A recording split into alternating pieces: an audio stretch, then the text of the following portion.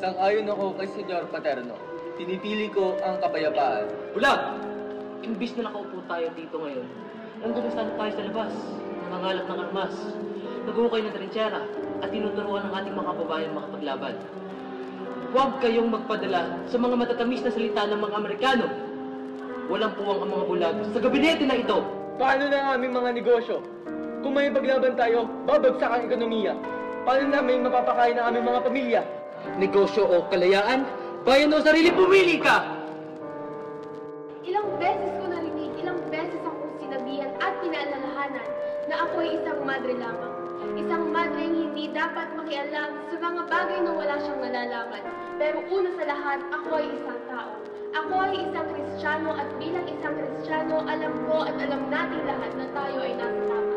Na tama ang ating ginagawa, na tama ang ating ipinaglalaban. At kung naririto lamang sa Kristo, natitiyak kung kasama natin siya sa pakikipagkakita.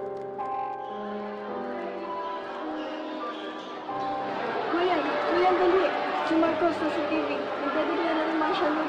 The proclamation of martial law is not a military takeover. I, public, use this power which may be implemented by the military authorities